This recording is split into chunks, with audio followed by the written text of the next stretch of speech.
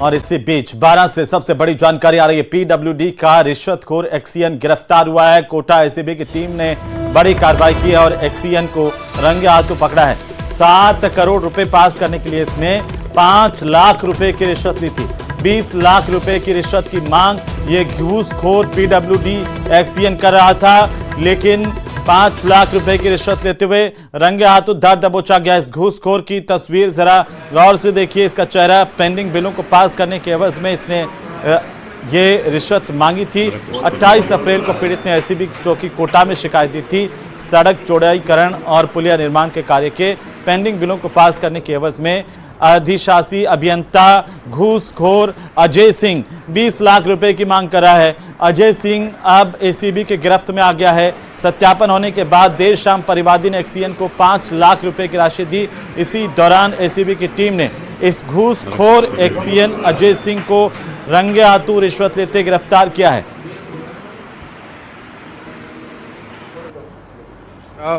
हमारे कोटा ऑफिस में, ACB Kota office में एक रिटर्न शिकायत दी गई है। उसमें परिवादी द्वारा अंकित किया गया है कि पीडब्ल्यूडी 12 के क्षेत्र में उसके द्वारा जो कार्य करवाए गए हैं उसकी एवज में जो बिल पास होने हैं, लगभग 5-6 करोड़ रुपए के बिल हैं, उनको पास करवाने की एवज में संबंधित जो एक्सीएन है वो उनके द्वारा करीब 20-21 लाख रुपए रिश्वत के रूप में डिमांड की जा रही है। परिवादी की शिकायत के प्राप्त होने के पश्चात हमने गोपनीय रूप से मांग सत्यापन करवाया। सत्यापन के दौरान ये पुष्ट हुआ कि आरोपी द्वारा परिवादी से 20 लाख रुपए उसके वाजिब कार्य के बदले मांगे जा रहे हैं। उधर डूंगरपुर की बिछेवाड़ा थाना पुलिस ने राजस्थान गुजरात के रतनपुर बॉर्डर पर कार्रवाई करते हुए शराब से भरे एक ट्रक को जब्त किया है। ट्रक से 6,50,000 रुपए की शराब जब्त हुई है। साथ ही इधर ट्रक को छोड़कर भाग रहे चालक को भी पीछा करके पुलिस ने पकड़ लिया है। धागों के कट्टों की आड़ में यह शराब की तस्करी हो रही थी। फिलहाल पुलिस इस आरोपी से पूछताछ कर रही है। पकड़ा, नाम पता पूछा तो ट्रक चालक ने अपना नाम पता लोगर लाल पिता भगवाना लाल रावत निवासी पूर्ण थाना क्षेत्र का होना बताया, जिसके ट्रक परिवहन के संबंध में दस्तावेज चाहे तो ट्रक में धागा भरा होना बताया। संदिग्ध प्रतीत होने पर ट्रक की तलाशी ली गई तो ट्रक के अंदर 142 कार्टून चंडीगढ़ हरियाणा निर्मित अंग्रेजी शराब भरा हुआ पाया गया।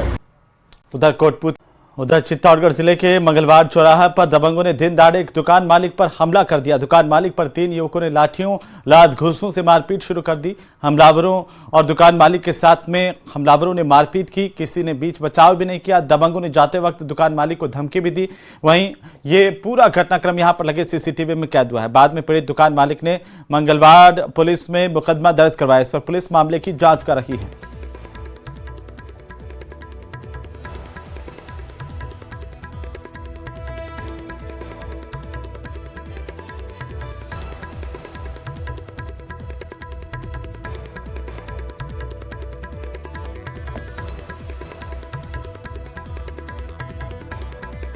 और इसी बीच बड़ी खबर, जोधपुर में ईडी की बड़ी कार्रवाई हुई है। जोधपुर नेशनल यूनिवर्सिटी फर्जी डिग्री मामले को लेकर यह बड़ी कार्रवाई की गई है। कमल मेहता ने जिला स्तरीय समन्वयक नियुक्त किए, धन जुटाया, फर्जी डिग्रियों के बदले छात्रों से 30 करोड़ रुपए तक वसूलिए। अब ईडी लगातार कार्रवाई कर रही है। यह बड़ी जानकारी है इस वक्त की। विश्वविद्यालय ने करीब 25,000 फर्जी डिग्रियां जारी की हैं।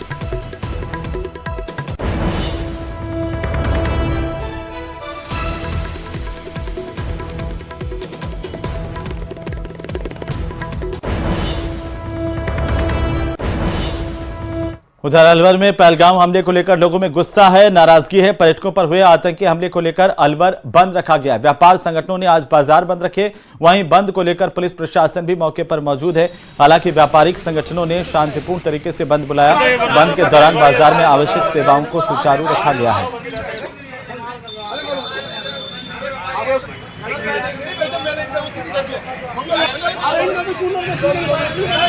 पहलगाम की जो घटना हुई, पूरा भारतवर्ष स्तब्ध रह गया। 26 पर्यटकों की हत्या कर दी। जिस तरीके से आतंकवादी घटनाओं ने इस तरीके का मुंह उठाए हैं उनके खिलाफ एकजुटता दिखाने का समय आ गया है। अब आर पार की लड़ाई रहेगी।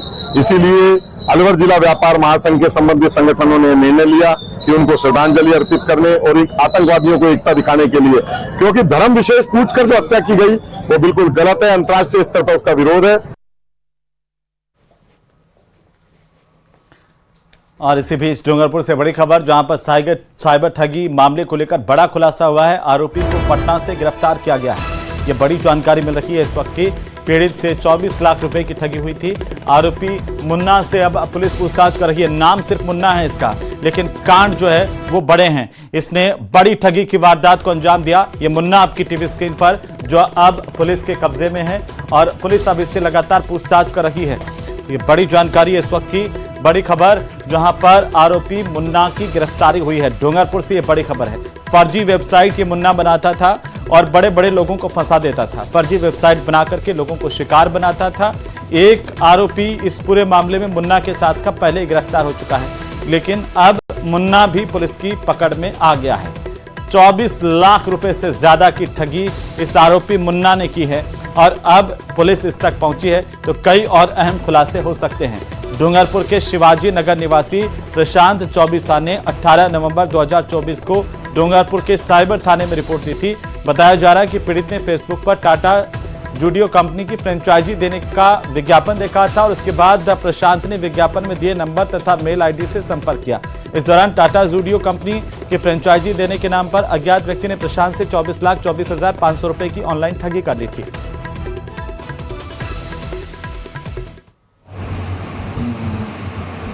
जो कि डूंगरपुर के रहने वाले हैं, उन्होंने थाने आजा पर एक रिपोर्ट दी थी कि उनके साथ टाटा जूडियो फ्रेंचाइजी उपलब्ध कराने के नाम पर करीब 24,24,500 रुपये की अज्ञात व्यक्तियों ने ठगी कर दी है, जिस पर पुलिस ने अनुसंधान प्रारंभ किया। पूर्व में रितु आनंद, जो कि झड़कन का रहने वाला है, उसको गिरफ्तार किया था। उसने बताया कि वह फर्जी वेबसाइटें बना के विभिन्न व्यक्तियों को उपलब्ध करवाता है। उसके आधार पे पटना निवासी मुन्ना कुमार को गिरफ्तार किया गया। और इसी बीच जोधपुर से बड़ी खबर, जहां पर सरकारी पानी चोरी ऊपर से सीना चोरी की घटना सामने आई है। सोशल मीडिया पर एक वीडियो वायरल हुआ है।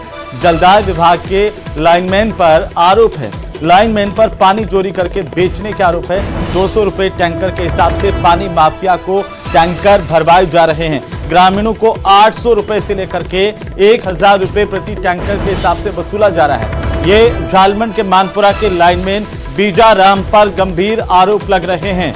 सरकारी पानी की चोरी, ऊपर से सीना चोरी, ये तस्वीरें भी सामने आई है, जो तस्वीरें सबसे पहले सबसे तेज न्यूज 18 राजस्थान पर आपकी टीवी स्क्रीन पर हम दिखा रहे हैं।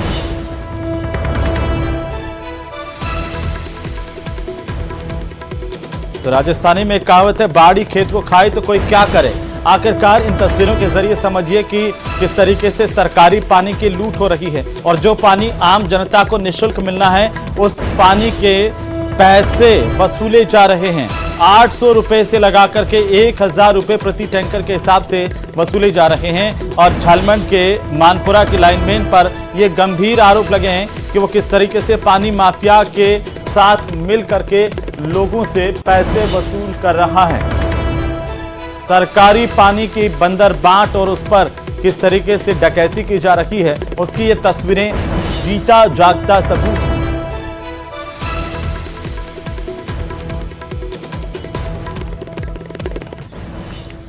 उधर डूंगरपुर जिले के गरीब लोगों के लिए रोजगार रूपी संजीवनी कहे जाने वाली महात्मा गांधी नरेगा योजना के सफल क्रियान्वयन में बजट का बड़ा रोड़ा साबित हो रहा है। इस योजना में डूंगरपुर जिले में मनरेगा के तहत मनरेगा श्रमिक, मेट और कारीगरों का करीब 1.25 करोड़ से ज्यादा का भुगतान बकाया चल रहा है। रिपोर्ट देखिए।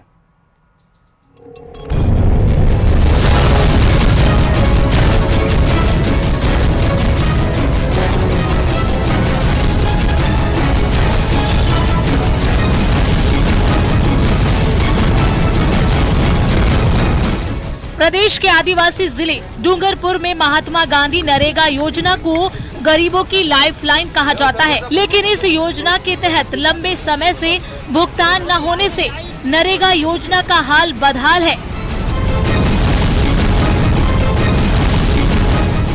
सरपंच संघ के अध्यक्ष लीलाराम वरहात का कहना है कि गांव में सरपंचों का निकलना दूभर हो गया है। लगभग 3 से 4 महीने से नरेगा का जो भुगतान नहीं हुआ है, यहाँ की गरीब जनता बहुत परेशान है, रोटी खाने के फाफे पड़ रहे हैं और सामग्री का भुगतान भी लगभग 2 साल से नहीं हुआ है। व्यापारी लोग हमारे सरपंचों के कपड़े खींच रहे हैं। मनरेगा के तहत 14 दिन के भीतर मजदूरी का भुगतान सुनिश्चित है, लेकिन श्रमिकों को 3 महीने बाद भी भुगतान नहीं मिला है। लंबे समय से बकाया चल रहे करोड़ों के बजट से जहां कुशल नरेगा श्रमिकों की स्थिति खराब है, वहीं सामग्री मद का भुगतान नहीं होने से व्यापारियों की भी कमर टूट गई है। मामले में जब जिला कलेक्टर से बात की गई तो उन्होंने कहा कि भुगतान को लेकर जिला स्तर की जो औपचारिकता होती है वो कर दी गई है, लेकिन आगे से बजट नहीं आने से भुगतान नहीं हो पाया है। हमारे यहाँ से हम लोग जो डेटा फीडिंग है उसको हम लोग टाइमली इंश्योर करते हैं। इसके लिए हमने स्टेट लेवल को इन्फॉर्म किया है और हम लोग वहाँ से अभी वेट कर रहे हैं। जैसे ही वहाँ से पैसा रिलीज होता है हम लोग पेमेंट करवाते हैं। डूंगरपुर जिले में मनरेगा योजना में श्रमिक, मैट और कारीगरों के साथ सरपंच संघ कई बार भुगतान के लिए शासन प्रशासन से गुहार लगा चुका है, लेकिन अभी तक कोई समाधान नहीं हुआ है। वहीं सरपंच संघ ने अब कार्य बहिष्कार की भी चेतावनी दी है।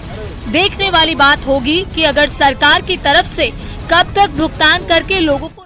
और इसी बीच बड़ी खबर, पीएम आवास में एक बहुत बड़ी बैठक हुई है। पीएम आवास पहुंचे हैं रक्षा मंत्री राजनाथ सिंह, एनएसए अजीत डोभाल भी प्रधानमंत्री आवास पहुंचे हैं, विदेश मंत्री एस जयशंकर भी प्रधानमंत्री आवास पहुंचे हैं। ये बड़ी जानकारी इस वक्त की। सीडीएस अनिल चौहान भी बैठक में मौजूद हैं। बैठक में रक्षा मंत्री राजनाथ सिंह शामिल हैं। तीनों सेनाओं के प्रमुख भी इस बैठक में मौजूद हैं। बड़ी जानकारी इस वक्त की। दिल्ली से इस वक्त की सबसे बड़ी खबर आ रही है। आपको बता दें कि प्रधानमंत्री आवास पर एक बहुत ही महत्वपूर्ण बैठक हो रही है। पीएम आवास पर बहुत बड़ी बैठक हो रही है।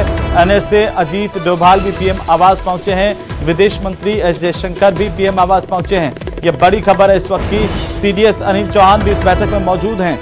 तो यह बड़ी खबर है और ये कहा जा रहा है कि बहुत कुछ बड़ा होने वाला है। बड़ी जानकारी है इस वक्त की। दिल्ली से इस वक्त की सबसे बड़ी खबर आ रही है। प्रधानमंत्री आवास पर एक महत्वपूर्ण बैठक इस वक्त हो रही है। तो यह बड़ी खबर इस वक्त की। पीएम आवास पहुंचे रक्षा मंत्री राजनाथ सिंह, एनएसए अजीत डोभाल भी पीएम आवास पहुंचे हैं। विदेश मंत्री एस जयशंकर भी पीएम आवास पहुंचे हैं, जहां पर सीडीएस अनिल चौहान भी इस बैठक में मौजूद है और इस बैठक में रक्षा मंत्री राजनाथ सिंह भी शामिल हो रहे हैं। तीनों सेनाओं के प्रमुख भी बैठक में मौजूद है। तो बड़ा निर्णय हो सकता है। यह बड़ी जानकारी इस वक्त सामने आ रही है। बहुत महत्वपूर्ण बैठक इस वक्त पीएम आवास पर कॉल की गई है। प्रधानमंत्री नरेंद्र मोदी की अध्यक्षता में यह बैठक इस वक्त हो रही है। प्रधानमंत्री आवास पर लगातार जो अधिकारी हैं, चाहे वो सेना अध्यक्ष हैं या फिर विदेश मंत्री एस जयशंकर, तमाम लोग पहुंचे हैं।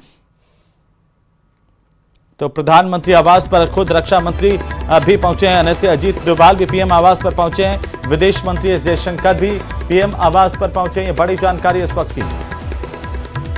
तीनों सेनाओं के प्रमुख भी इस बैठक में मौजूद हैं।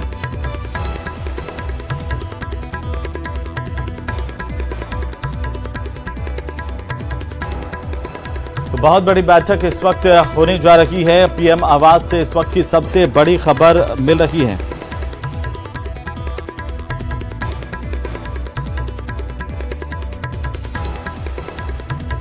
ये बहुत बड़ी बैठक इस वक्त पीएम आवास पर हो रही है। एनएसए अजीत डोभाल भी यहां पर, नेशनल सिक्योरिटी एडवाइजर, वो भी यहां पर इस बैठक में शामिल हो रहे हैं। तो तीनों सेनाओं के सेना अध्यक्ष भी इस बैठक में मौजूद हैं।